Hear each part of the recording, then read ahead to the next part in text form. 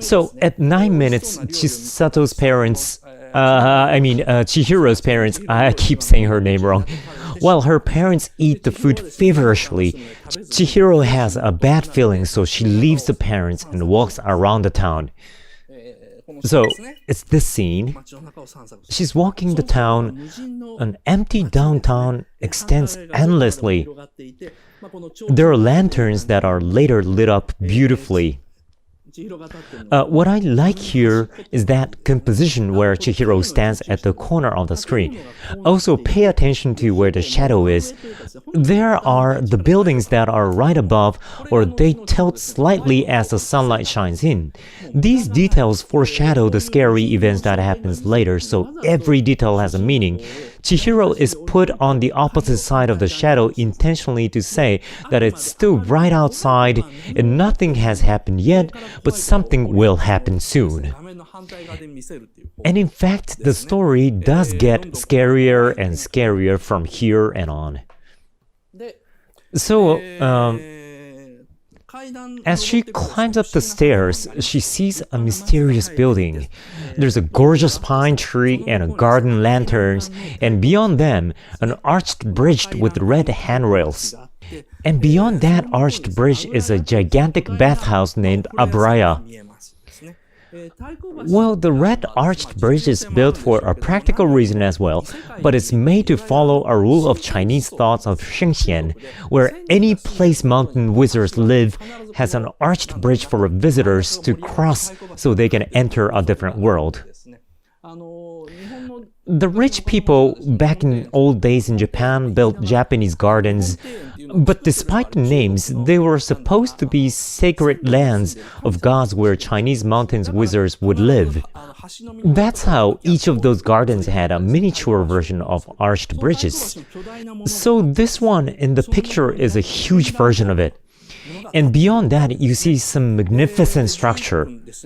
At 11 minutes and 15 seconds, Chihiro tries to cross the bridge, but she's not supposed to because across the bridge is God's land. But regardless, she tries to go to the other side. Then a boy named Haku, dressed in white, appears and says, "Go back! You can't go any farther."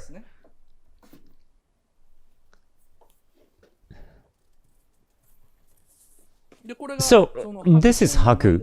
He says, "Go back, you can't go," facing and approaching the screen. But then, as you see, the shadow behind Haku extends drastically. So, because the sun is set in a rapid speed, the shadow of the bridge behind him grows so vigorously while Haku talks in a hurry.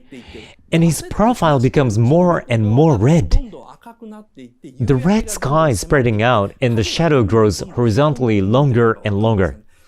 This is what you see in a vampire movie. The scenes is so horrific. The scene also shows how fast time passes in the world Abraya exists in, which is the world of gods and wizards. As you can see from here, it's 10 times faster than the real world. Later, I will explain why 10 times faster, but the whole plot of Spirited Away only takes about 4 days. It's only 3 nights and 4 days in length, but it's about a month long in the real world. Actually, maybe even longer than that. And how fast the time flows in a different world is an important theme, which I will explain next week, so please keep that in mind. For now, let's just remember that the time goes really fast there.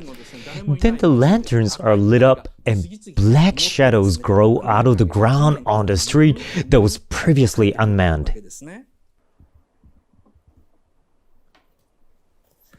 And Chihiro panics and tries to run back to the parents saying, "Dad, Mom!" Then the parents have unnoticeably turned into pigs as a punishment for eating the offering for the gods. On top of that, these numerous black beings that look like ghosts appear in the town that has already darkened. These are so well depicted.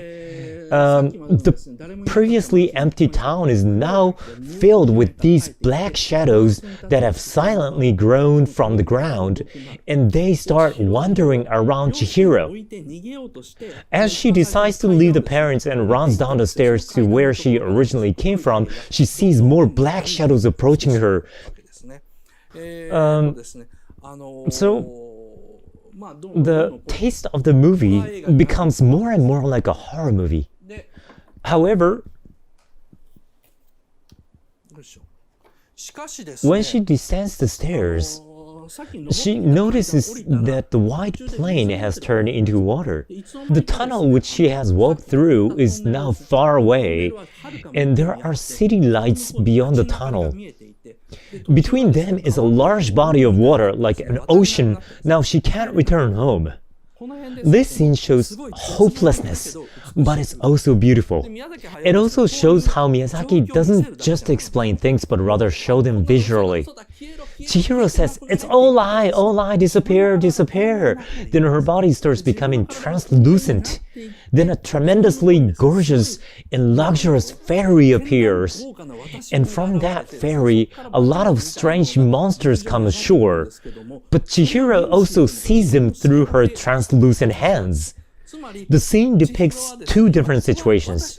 One is that Chihiro is in fear as she realizes her body is vanishing. The other is that through those hands she finds the glimmering fairy. The two circumstances of what is happening to her and around her are being visualized simultaneously in one frame, so I can't say how well this scene is shot. It's not explanatory but more suspenseful, which makes the viewers curious to see what will happen next. The storyboarding in this scene is a true masterwork.